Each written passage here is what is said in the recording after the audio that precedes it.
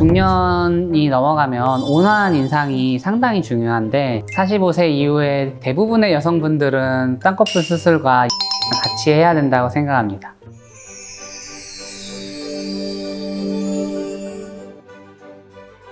이마 거상을 해야 하는 눈 수술만 해도 되는 눈, 어떻게 알 수 있을까요? 나는 이마 거상을 해야 하는지, 눈 수술만 해도 괜찮은지 한 번에 알려드리겠습니다. 사람에 따라서 그게 맞을 수도 있고 맞지 않을 수도 있는데요. 나이가 많고 눈썹과 이마가 처진 경우에 쌍꺼풀 수술만 진행을 하게 되면 눈은 젊어졌는데 이마나 콧등이나 미간 부위는 젊어지지 않아서 좋지 않은 미용적 결과를 내는 경우가 많습니다. 이런 경우에는 쌍꺼풀 수술만 하면 좋지 않고요. 나는 처짐이 심하지 않은 경우에는 눈만 수술해도 괜찮겠죠.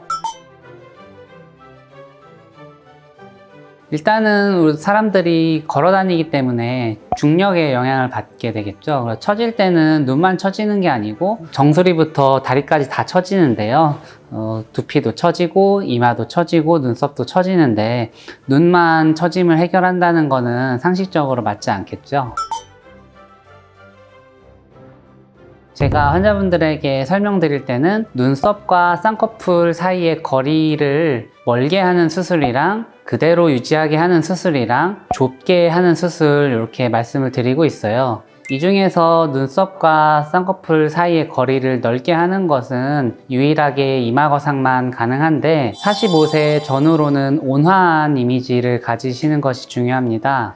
온화한 이미지를 갖기 위해서는 쌍꺼풀과 눈썹 사이의 거리가 멀어져야 하기 때문에 이런 경우에는 이마 거상이 필요한 경우가 상당히 많습니다. 눈매 교정 같은 경우에는 보통 눈썹과 쌍꺼풀 사이의 거리를 좁게 만드는 경우가 많고요. 눈을 뜨는 창문 자체가 커지기 때문에 실제로 눈썹과 쌍꺼풀 사이의 거리는 같다 하더라도 창문이 올라가니까 실제로 좁아지겠죠.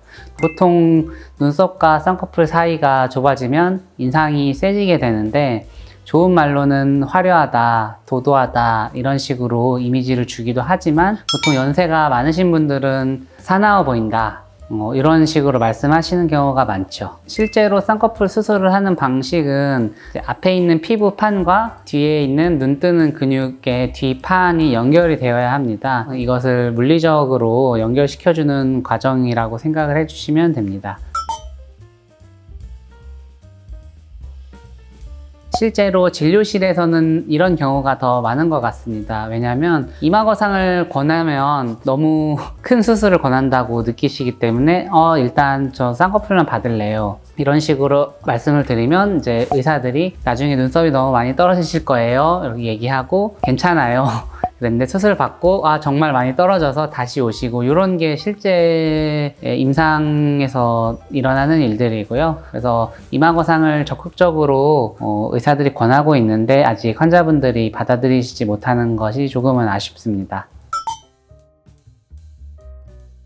그렇지는 않습니다. 쌍꺼풀 수술 자체도 유지를 하면서 이마 거상만 따로 하시는 것이 더 좋은 결과가 있을 겁니다.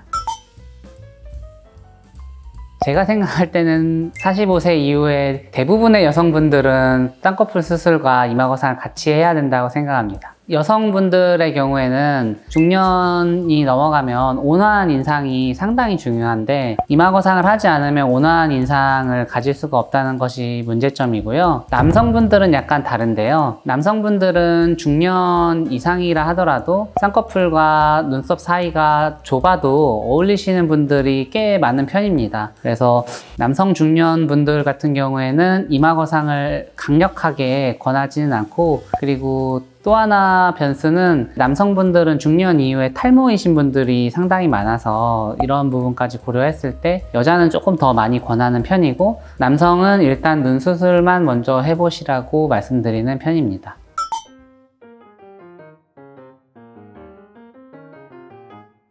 쌍꺼풀이 있으시든 없으시든 눈에 비대칭이 없으면 이마 거상만 시행해도 괜찮고요. 쌍꺼풀이 있다 할지라도 왼쪽 쌍꺼풀은 작고 오른쪽 쌍꺼풀은 크고 이런 경우에는 쌍꺼풀 비대칭을 맞춰주는 것이 중요합니다. 처져 있을 때는 쌍꺼풀 비대칭을 잘 모르고 계시다가 이마 거상만 진행했는데 나중에 쌍꺼풀 비대칭을 발견하게 되는 경우도 있거든요. 그러면 수술을 2번 하게 되니까 사전에 면밀하게 상담하고 필요한 경우에는 같이 진행하는 것이 좋습니다.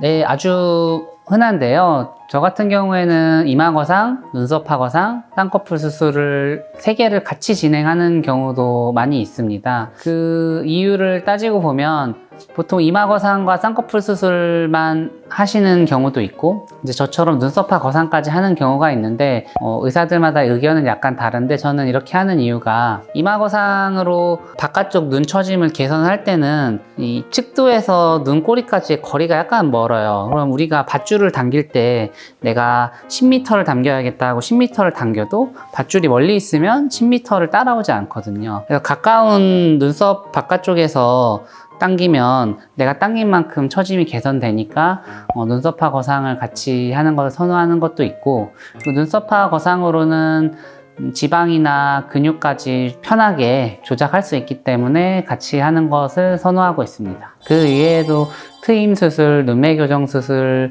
지방 제거 이런 것들은 환자 눈의 상태에 맞춰서 상담 후에 진행하고 있습니다. 예전에 눈이 처지면 쌍꺼풀 수술을 해야 한다라는 말씀을 주로 하셨는데요. 실제로는 이마거상, 눈썹화 거상, 눈매 교정, 트임 등 환자의 상태에 따라서 필요한 수술이 많습니다. 오늘 영상 참고하셔서 내 눈에 맞는 수술 결정하시길 바랍니다. 감사합니다. 집에서 비대칭 확인할 수 있는 방법이 있을까요? 가장 쉬운 방법은 눈썹 2cm 정도 위에서 쭉 올린 다음에 봅니다. 이렇게 그냥 눈썹을 내리고 거울을 보는 게 아니고 눈썹을 약간 올린 상태에서 봤을 때 쌍꺼풀이 비대칭이라면 이거는 쌍꺼풀이 비대칭인 겁니다.